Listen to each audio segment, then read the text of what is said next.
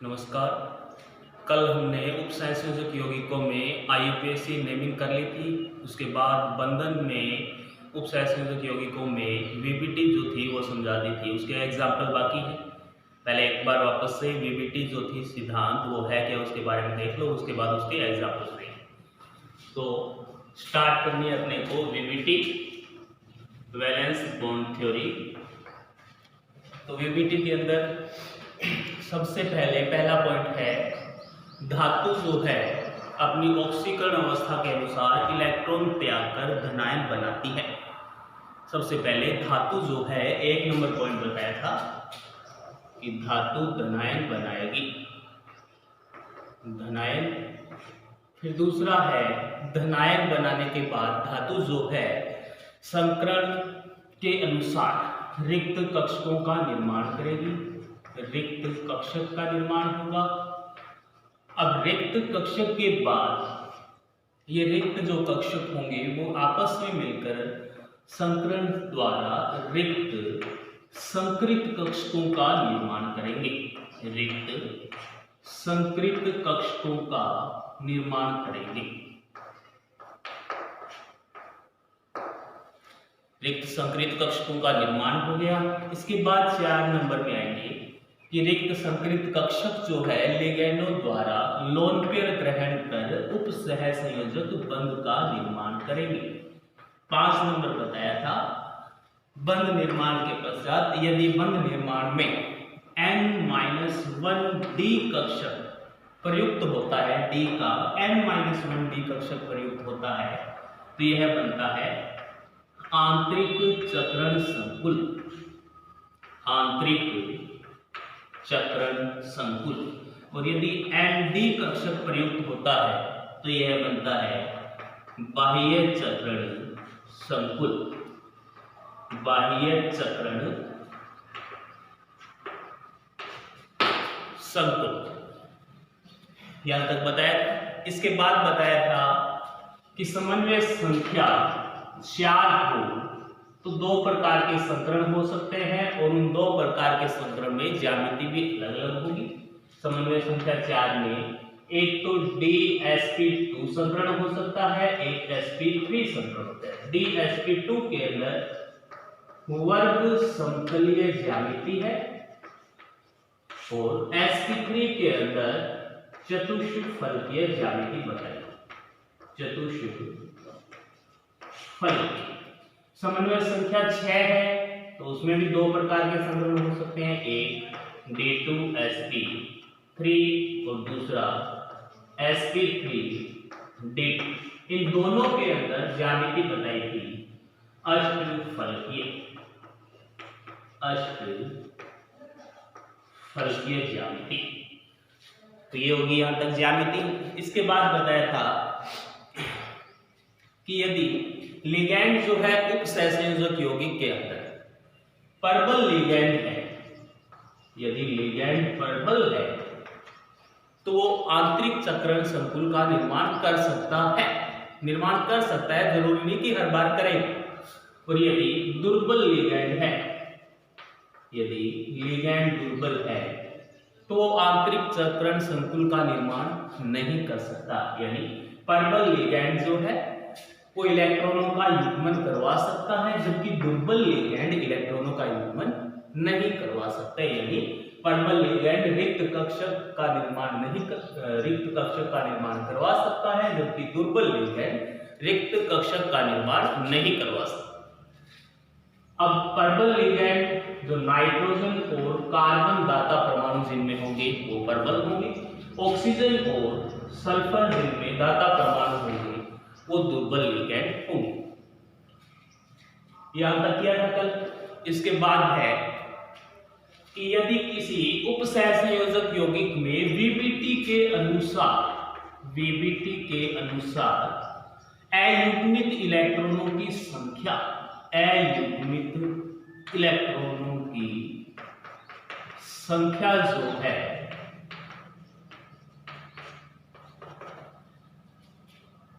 Zero से अधिक है, अयुग्मित इलेक्ट्रॉनों की संख्या 0 से अधिक है तो यौगिक होगा अनुचुंबकीय, 0 से यदि अधिक है तो अनुचुंबकीय, साथ में रंगीन। और अयुग्मित इलेक्ट्रॉनों की संख्या के अनुसार उसका अपने चुंबकीय आघूर्ण निकाल सकते हैं। चुंबकीय आघूर्ण, उसका सूत्र होता है √n+2। यहाँ पर n जो दिया गया है ये अयुग्मित इलेक्ट्रॉनों की संख्या है। इसके बाद यदि अयुग्मित इलेक्ट्रॉनों की संख्या 0 हो, यानी एक भी संख्या न हो, तो यौगिक जो है अनुचुंबकीय की बजाय कौन सा हो जाएगा? प्रतिचुंबकीय। रंगीन की जगह हो जाएगा रंगहीन। चुंबकीय आघूर्ण उसका 0 रखते ही कितना आ जाएगा? 0। 3 चीज बताइए, चुंबकत्व के बारे में, रंगीय प्रकृति के बारे में, चुंबकीय आघूर्ण। चौथा है, इनमें बताना होता है संकरण कौन सा होगा। संकरण इस विभिन्न के अनुसार संकरण ही निर्धारित होगा। जो संकरण होगा उसके अनुसार हमने पहले यहां लिख चुके हैं कि ज्यामिति कौन सी होगी। जो उसका संकरण होगा उसके अनुसार उसकी ज्यामिति बतानी पड़ेगी। तो सबसे पहले पहला एग्जांपल देखते हैं अपने।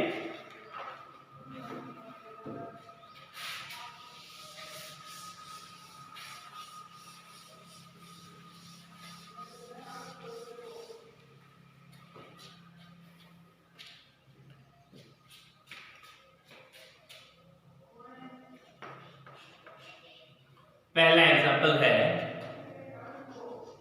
NiCN4 negative. एग्जांपल दिया है NiCN4 -2। तो सबसे पहले वीबीटी के अंदर पहली लाइन बताई थी कि धातु अपनी ऑक्सीकरण अवस्था के अनुसार इलेक्ट्रॉन त्याग कर धनायन बनाती है। तो सबसे पहले इसके अंदर पहले तो ये लिख लो कि CN साइनाइड जो है एक प्रबल क्षेत्र लिगेंड है या दुर्बल क्षेत्र लिगेंड।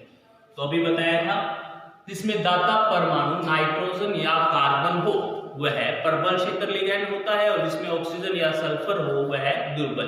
तो इसमें तो है ही ना कार्बन या नाइट्रोजन, कार्बन इसमें दाता परमाणु है, तो ये कौन सा हो गया? प्रबल क्षेत्र लिगेंड। पहली बात ये है प्रबल क्षेत्र लिगेंड। दूसरा, संकरण कौन सा हो सकता है? उप सहसंयोजन संख्या, कोऑर्डिनेशन नंबर जो है C.N, कोऑर्डिनेशन नंबर उप सहसंयोजन संख्या कितनी दे रखी है? 4। लिगेंड 4 है, एक तंतुक लिगेंड है, तो समन्वय संख्या कितनी होगी? 4। अब समन्वय संख्या यदि 4 है तो धातु जो है 2 प्रकार के संकरण दर्शा सकती है। एक तो या तो DsP2 और या DsP3। अब इसमें कौन सा लिगेंड होगा ये इसमें चेक करना है।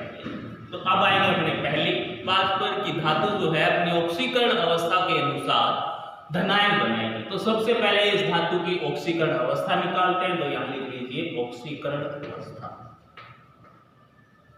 ऑक्सीकरण अवस्था धातु की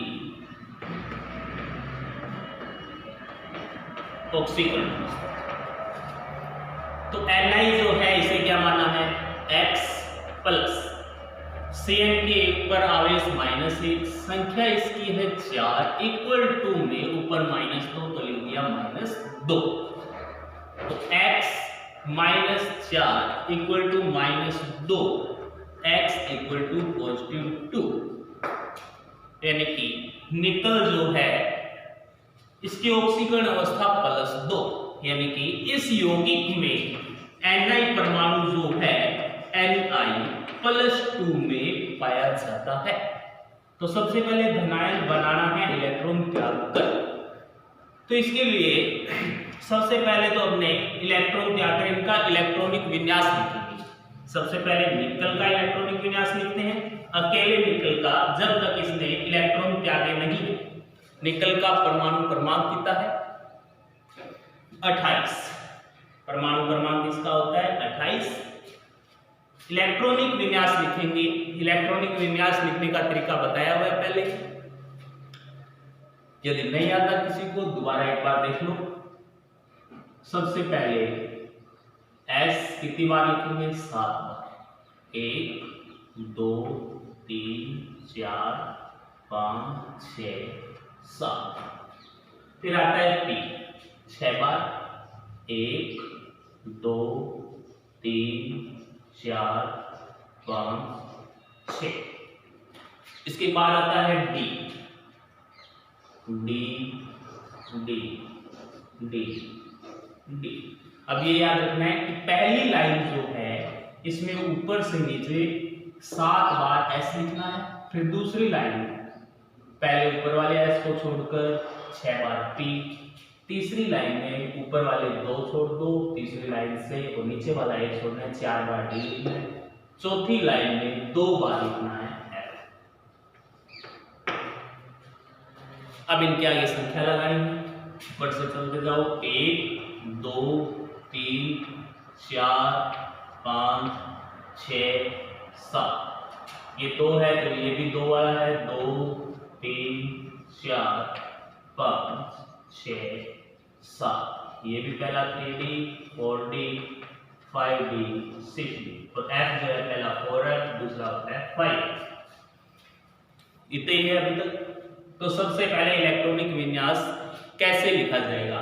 अब याद ये रख लेना कि अधिकतम इलेक्ट्रॉन जो है S में अधिकतम इलेक्ट्रॉन 2 इलेक्ट्रॉन होते हैं। P में अधिकतम 6 इलेक्ट्रॉन भरे जा सकते हैं। D में अधिकतम 10 इलेक्ट्रॉन भरे जा सकते हैं और F में अधिकतम 14 इलेक्ट्रॉन भरे जा सकते हैं। ये इलेक्ट्रॉनों की संख्या बताई, कक्षक की संख्या है जितने इलेक्ट्रॉन अधिकतम भरे जा सकते हैं उससे आधी कर दो। जैसे S 2 इलेक्ट्रॉन है तो आधा 1, S में कक्षक 1 होता है, P में कक्षक 3, D में 5 और F में 7। तो 7 × 2 14 इलेक्ट्रॉन। एक कक्षक में 2 इलेक्ट्रॉन आते हैं जो हमेशा विपरीत चक्रण के भरे हैं। तो सबसे पहले इलेक्ट्रॉनों को भरने का जो क्रम होता है, सबसे पहले कम ऊर्जा वाले सबसे पहले भरा जाएगा कम ऊर्जा में। फिर आगे जैसे जैसे ऊर्जा बढ़ती जाएगी उसके बाद उसमें भरा जाएगा जितने कक्षक दे रखे हैं।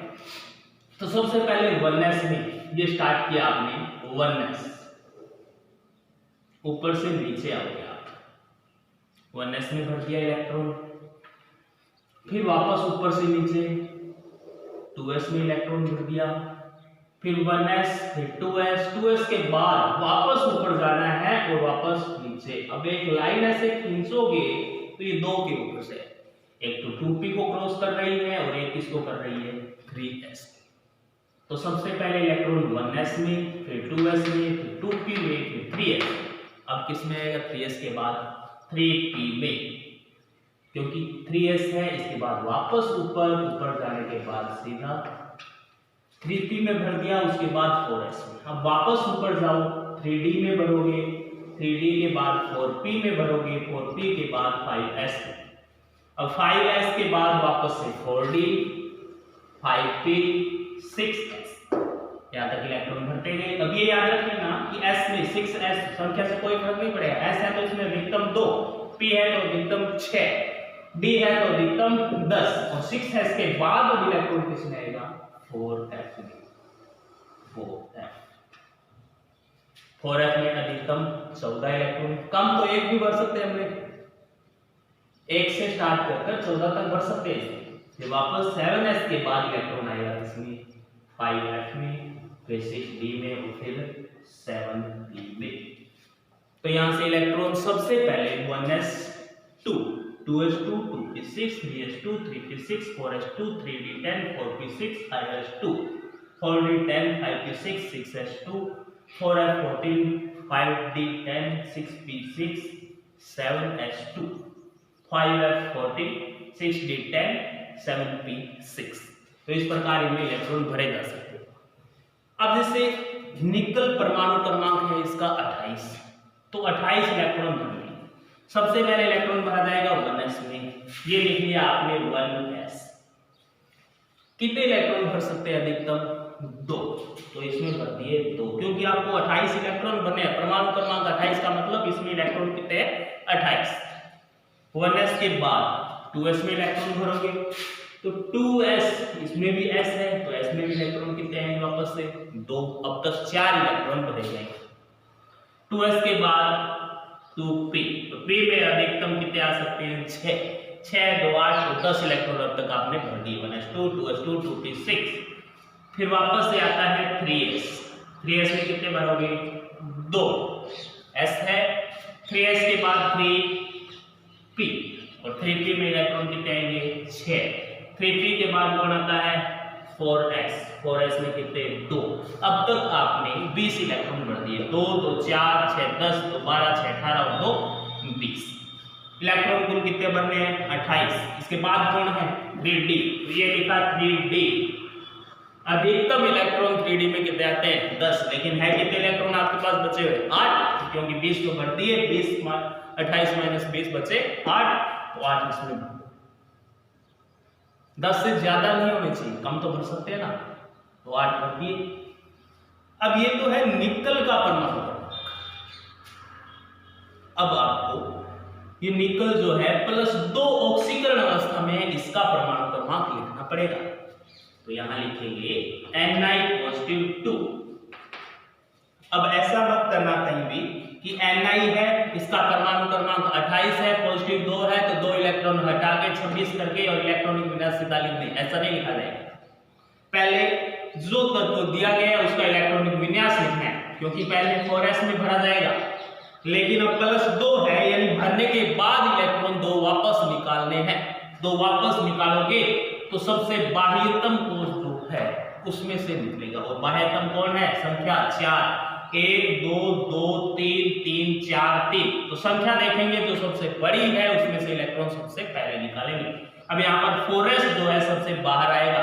इलेक्ट्रॉन भरे तो पहले इसलिए गए थे क्योंकि इसमें ऊर्जा कम थी, लेकिन है तो बाहर ही, तो बाहर होगा तो इसमें से इलेक्ट्रॉन पहले निकाले जाएंगे। निकालने कितने हैं? +2 का मतलब इलेक्ट्रॉन 2 निकालने हैं। तो इसका इलेक्ट्रॉनिक विन्यास लिखेंगे तो ये हो जाएगा 1s2 2s2 2p6 3s2 3p6 3d8 4s। ये 4s जो था संख्या कितनी होगी इसमें? 0। ये हुआ Ni+2 का इलेक्ट्रॉनिक विन्यास।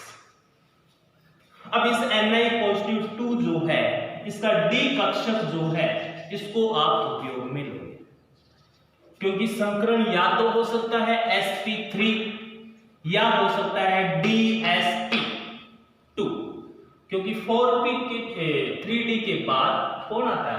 4p। तो यहां पर 4p भी कितना है इसमें? 0। यहां पर भी 4p कितना बचा हुआ है? 0। तो आपको संकरण लेना है, 2 संकरण में से एक है, या तो sp3 और या dsp2।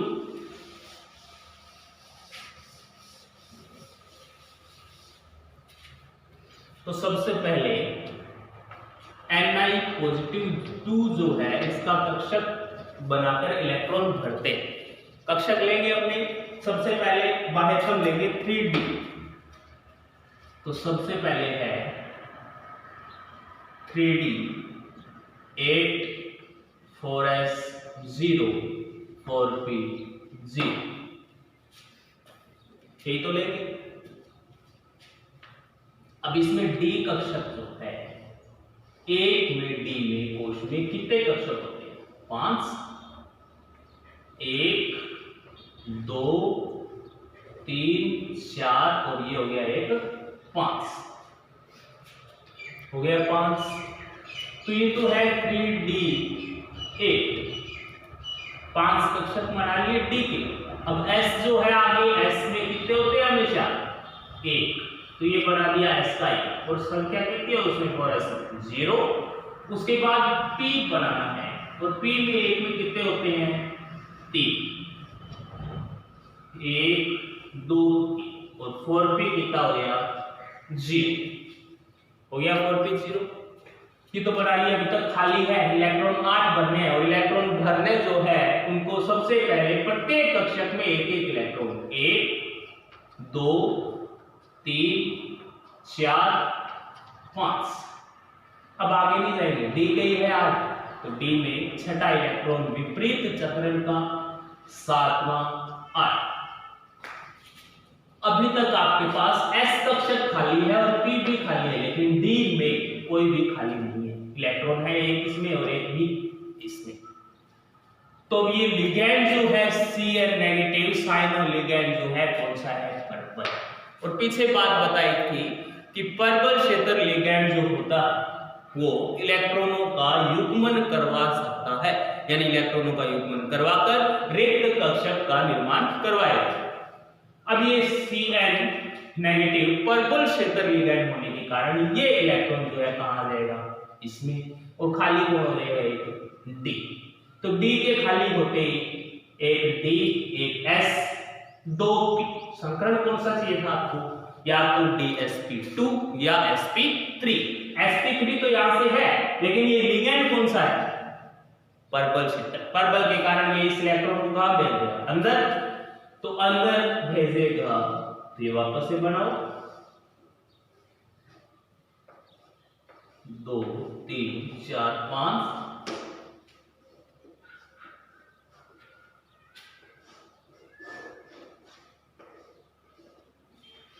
ये तो है 3d8, ये है 4s0, ये है 4p0। अब यहां पर 8 इलेक्ट्रॉन, ये तो सेम के सेम, लेकिन ये इलेक्ट्रॉन कहां जाएगा? यहां पर विपरीत चक्रण का 2 4 6 8। ये आपके पास एक डी खाली होगा, तो संकरण यहां से स्टार्ट होगा।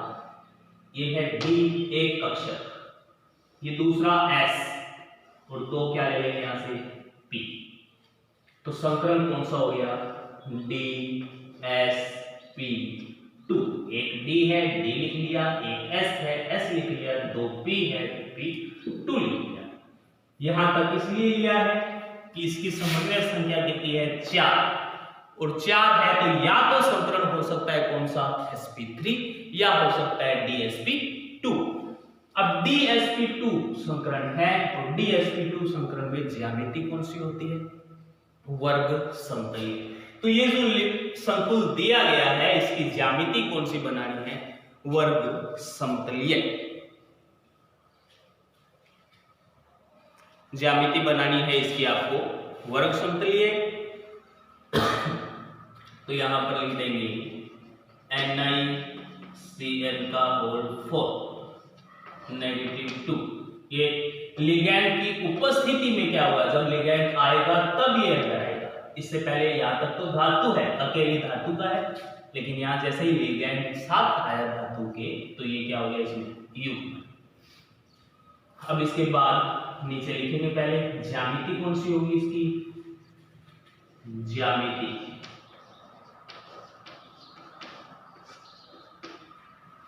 DsP2 संकरण में पहले ही बताई थी कौन सी? वर्ग समतलीय। वर्ग समतलीय ज्यामिति होगी वर्ग समतलीय। अयुग्मित इलेक्ट्रॉनों की संख्या, अयुग्मित इलेक्ट्रॉन कितने हैं यहां देखने पड़ेंगे। अब इसके अंदर लिगैंड की उपस्थिति में धातु जो है, यानी संकुल जो है, उसके अंदर इलेक्ट्रॉन अयुग्मित, यानी एक कक्षक में, यानी एक डिब्बे में एक इलेक्ट्रॉन लेती है, तो वो कौन सा है? अयुग्मित। यहां कोई भी इलेक्ट्रॉन दिखाई नहीं दे रहा, सारे कितने हैं? 2 2। तो 2 इकट्ठे हैं, तो वो कौन से है? लोन पेयर के रूप में। यदि एक है तो अयुग्मित, इसमें है नहीं, तो अयुग्मित इलेक्ट्रॉन हो गए 0। अयुग्मित इलेक्ट्रॉन 0 है, तो चुंबकीय आघूर्ण कितना हो गया?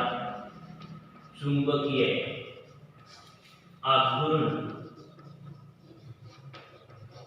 बराबर कितना हो गया? 0। चुंबकीय आघूर्ण की इकाई जो है वोल्ट मैग्नेटॉन होगी। इसके बाद इसकी प्रकृति बतानी है, कैसा होगा? अनुचुंबकीय होगा या प्रतिचुंबकीय। अब अयुग्मित इलेक्ट्रॉनों की संख्या 0 है, तो प्रकृति कैसी होगी? प्रतिचुंबकीय प्रकृति होगी, प्रति चुंबक।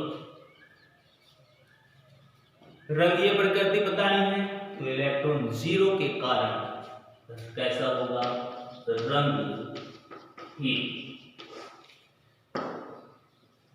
रंगहीन हो गया। ज्यामिति है वर्ग समतलीय जो आपको बनानी पड़ेगी।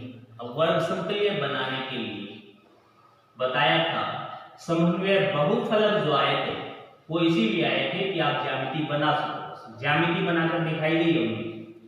एक क्या बनाना है? वर्ग।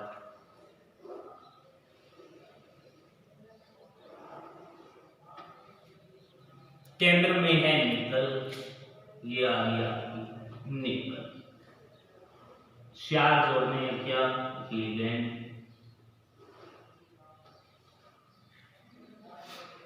और है कौन से? साइड।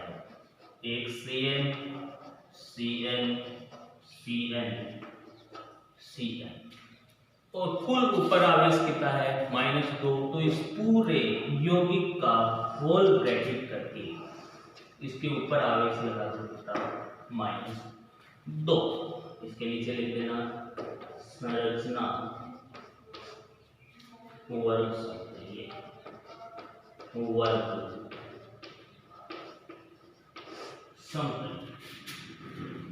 ये हो गया आपका पहला एग्जांपल। NiCN का होल 4 -2 आवेश दिया गया है। अपने को निर्धारित करना है कि संकरण कौन सा होगा। अब संकरण के लिए आपको कक्षक के अंदर इलेक्ट्रॉन भर के देखने पड़ेंगे। यदि परबल क्षेत्र है तो ये युग्मन करवा सकता है, अन्यथा युग्मन नहीं करवा सकता। ये हो गया पहला एग्जांपल NiCN का होल 4। ये तो आपने देख लिया परबल क्षेत्र लिगैंड का जो एग्जांपल है वो। यदि यहाँ पर दुर्बल क्षेत्र लिगैंड हो तो दुर्बल क्षेत्र लिगैंड। अब दुर्बल क्षेत्र लिगैंड के लिए एग्जांपल दूसरा लेंगे।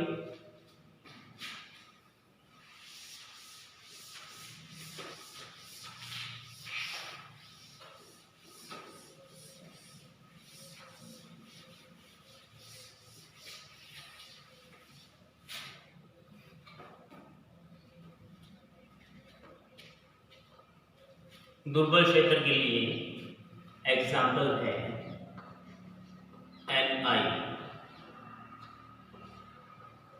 NiCl का होल 4 -2। अभी तक एग्जाम्पल था NiCN होल 4। अब है Cl।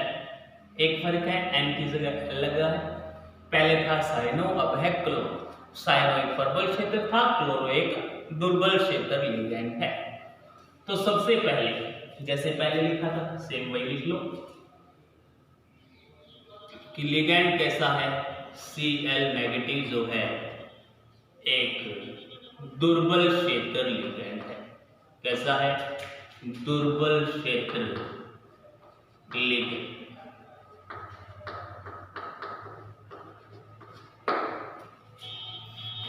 दुर्बल क्षेत्र लिगैंड हो गया। इसके बाद ऑक्सीकरण अवस्था निकालते हैं।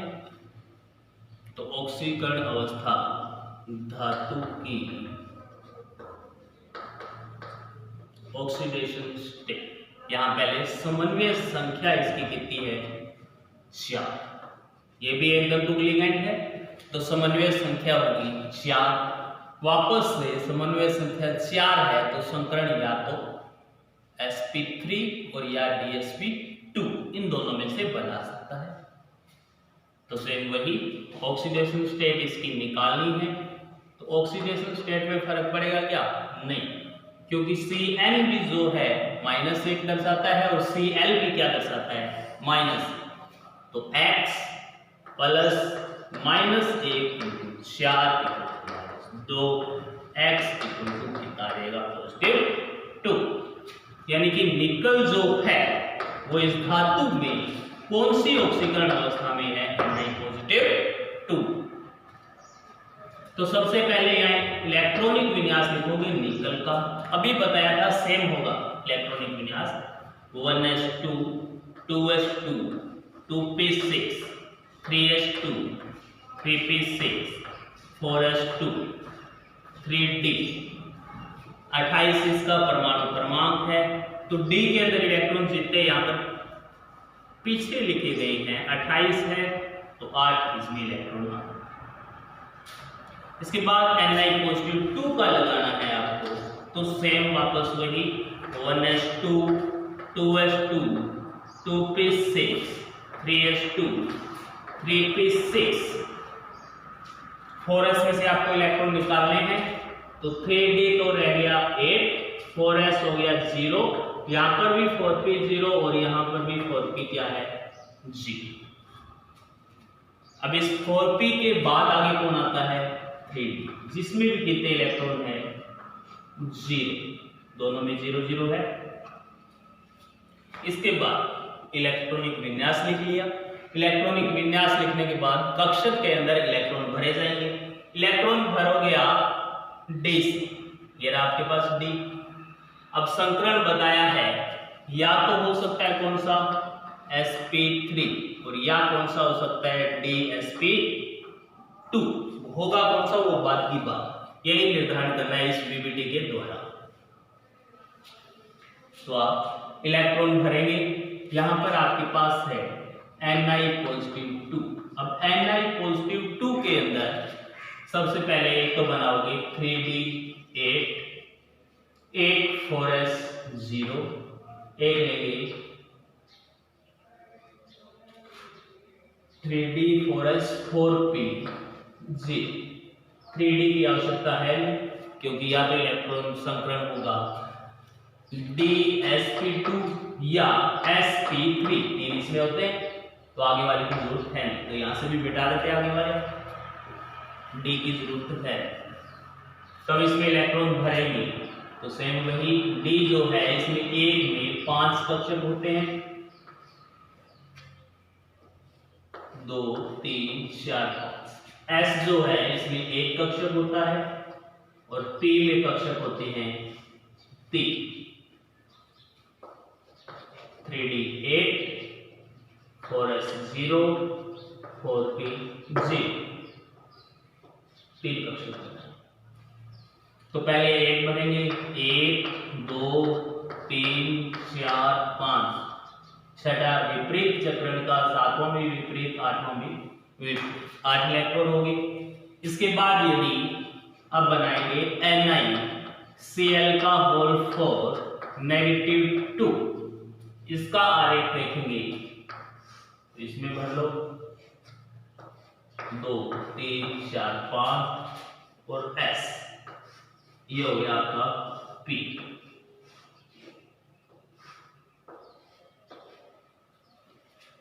रहेंगे 3d 8, 4s में कितने 0, 4p में भी कितने 0। अब ये लिगैंड कौन सा है, दुर्बल क्षेत्र लिगैंड। अब दुर्बल क्षेत्र लिगैंड है तो ये इस इलेक्ट्रॉन का युग्मन नहीं करवा पाएगा, तो ये कैसा रहेगा सेम, कोई भी इसमें फर्क नहीं है, कोई भी फर्क नहीं आएगा। तो ये खाली कक्षक जो है d खाली नहीं हो पाएगा, इसलिए इसमें एक तो s यूज आएगा और 3 कौन से यूज आएंगे p, 1 2 3 और एक s, तो संकरण हो गया sp3। संकरण कौन सा हो गया sp3। अब पहले बताया था यदि संकरण sp3 है तो ज्यामिति कौन सी होगी, यदि संकरण sp3 है तो ज्यामिति होगी चतुष्फलकीय। कौन सी होगी चतुष्फलकीय। इसके बाद अयुग्मित इलेक्ट्रॉन देखने हैं, एक ये रहा दूसरा ये, यानी कि एक डिब्बे में एक इलेक्ट्रॉन, तो कुल कितने हैं 2 अयुग्मित इलेक्ट्रॉन बराबर 2। अयुग्मित इलेक्ट्रॉनों की संख्या 2 है तो चुंबकीय आघूर्ण निकालना पड़ेगा। चुंबकीय आघूर्ण जो है, चुंबकीय आघूर्ण, उसके लिए सूत्र है √n+2 और n है यहाँ पर अयुग्मित इलेक्ट्रॉनों की संख्या, तो इसमें n का मान जो है 2 रखो, 2 + 2, तो यहाँ पर मान आएगा आपके पास 2.828, 2.828। 8 2 8। ये चुंबकीय आघूर्ण के मान सीधे बता देता हूं। यदि अयुग्मित इलेक्ट्रॉन यानी n का मान 1 है तो चुंबकीय आघूर्ण 1.732। याद रख लेना सीधे। अयुग्मित इलेक्ट्रॉनों की संख्या 2 है, इस कैलकुलेशन नहीं करनी पड़ेगी, सीधे मान याद रखें।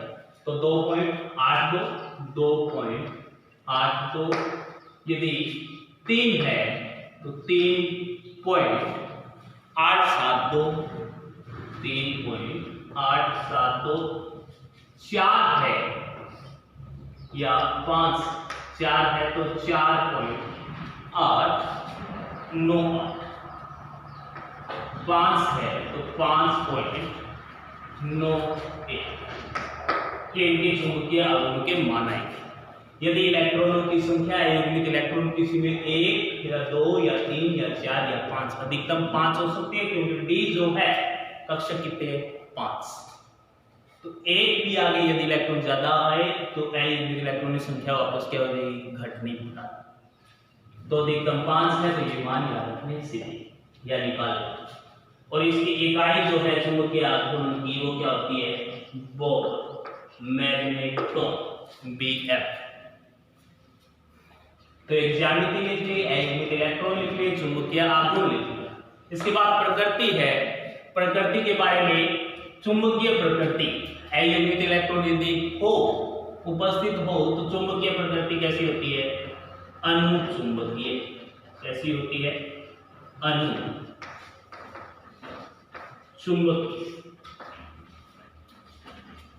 रंगीय प्रकृति के बारे में बताएंगे तो कैसा होगा, अयुग्मित इलेक्ट्रॉन उपस्थित है तो कैसा होगा, रंगीन। रंगीन तो पहले वाला था, अब है रंगीन।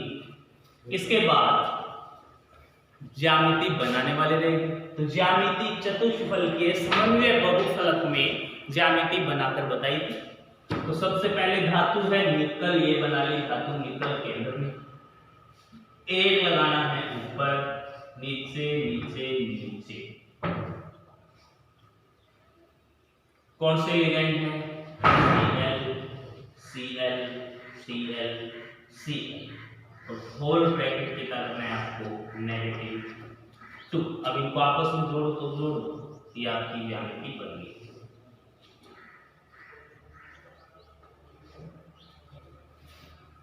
कैसी है संरचना, चतुष्फलकीय।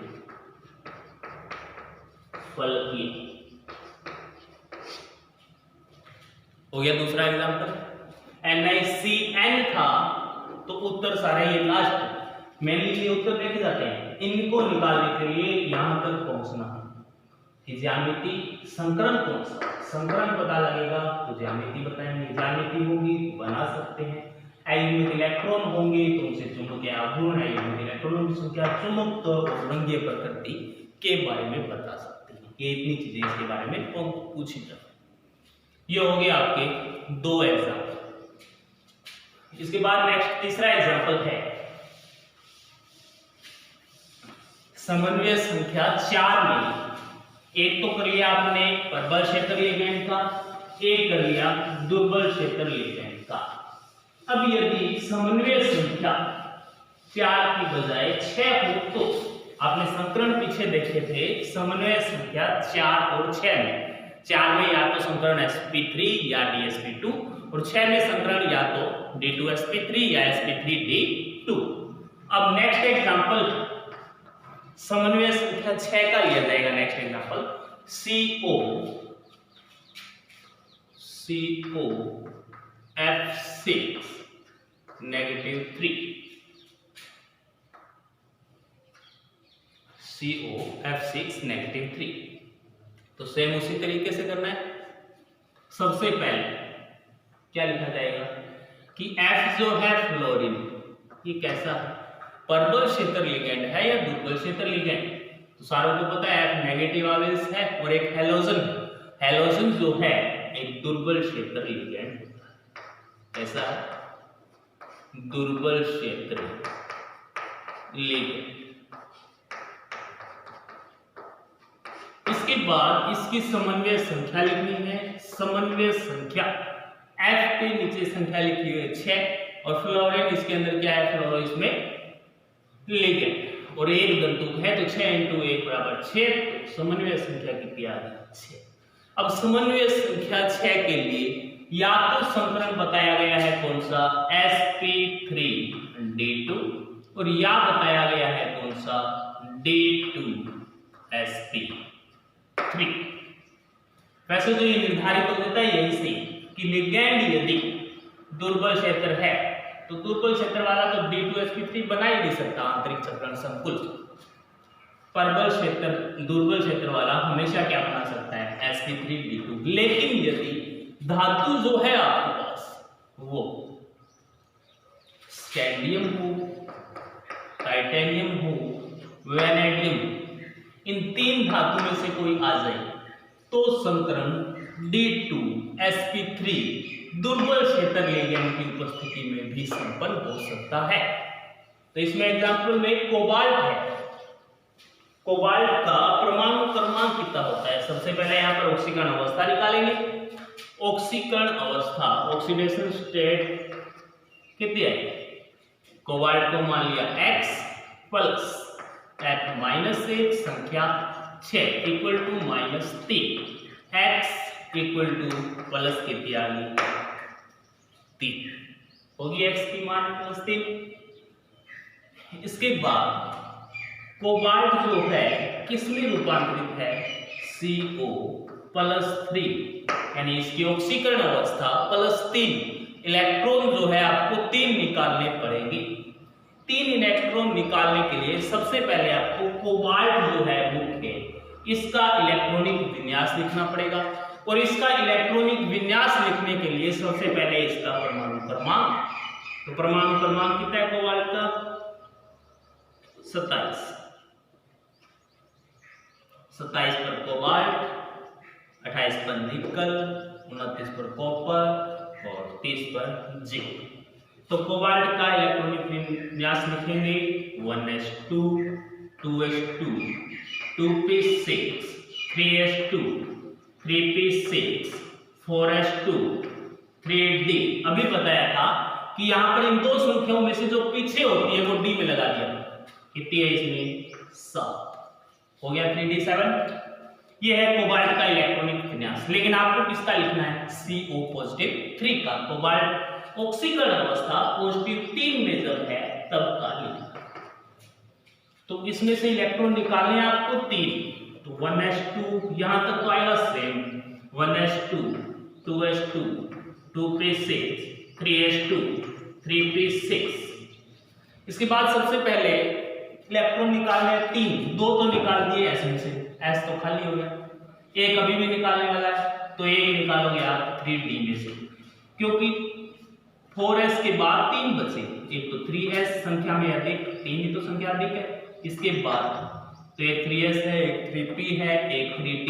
इन 3 में से सबसे बाहर होता है d, तो d में से इलेक्ट्रॉन निकालेंगे। तो सबसे पहले एक इलेक्ट्रॉन और निकालना है, 2 इसमें से निकाल दिए तो बचे 3d6।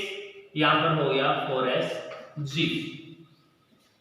अब 4s0 है, इसके बाद 4p आता है, वो भी कितना है 0।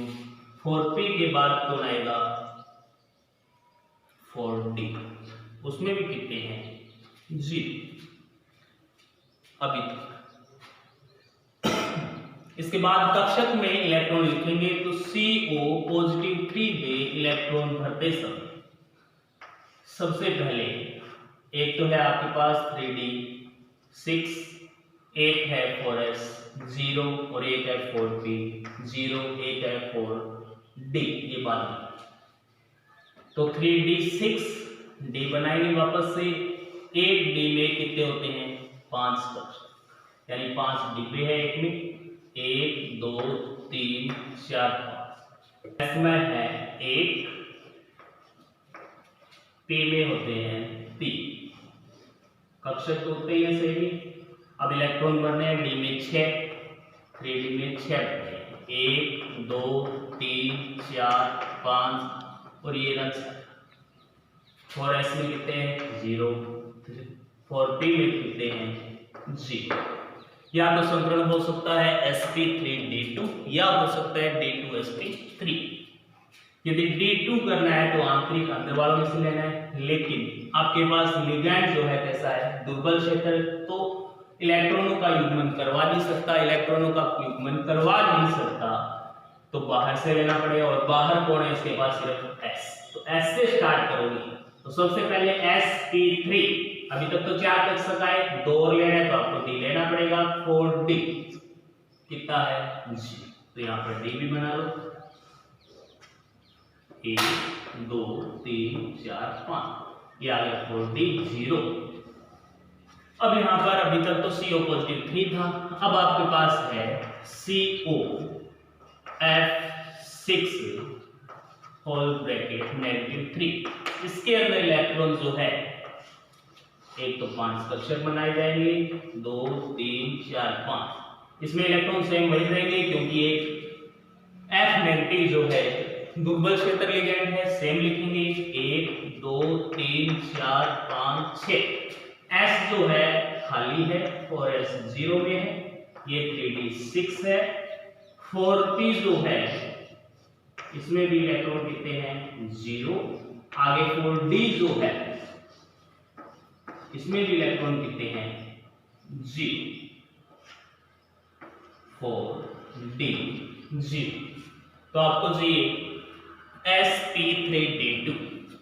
ये रहा एक खाली S, खाली कक्षक लेने, एक S हो गया, 3 p हो गई और 2 d, तो S 3 p तो p3, 2 d है तो d2। तो यहां से आपके पास संकरण आ गया sp3d2। संकरण sp3d2 है तो ज्यामिति जो है वो कौन सी होगी, अष्टफलकीय ज्यामिति होगी, अष्टफलकीय। अयुग्मित इलेक्ट्रॉनों की संख्या कितनी है, अयुग्मित इलेक्ट्रॉन बराबर संख्या दे रखी है 1 2 3 4, अयुग्मित इलेक्ट्रॉनों की संख्या है 4, तो चुंबकीय आघूर्ण निकालना पड़ेगा। चुंबकीय आघूर्ण जो है उसका मान कितना बताया, 4.898, 4 या सीधा सूत्र में मान रख लो, 4 + 2 मान आएगा 4.898 वोल्ट मैग्नीट्यूड। अब इसके बाद अयुग्मित इलेक्ट्रॉनों की संख्या है उपस्थित, तो प्रकृति होगी अनुचुंबकीय, अनुचुंबकीय। रंगीय प्रकृति के बारे में कहेंगे तो रंगीय, अनुचुंबकीय है, रंगीन है। अब ज्यामिति बनानी है लास्ट में, ज्यामिति कौन सी है, अष्टफलकीय, और अष्टफलकीय कैसे बनाते हैं, एक वर्ग है,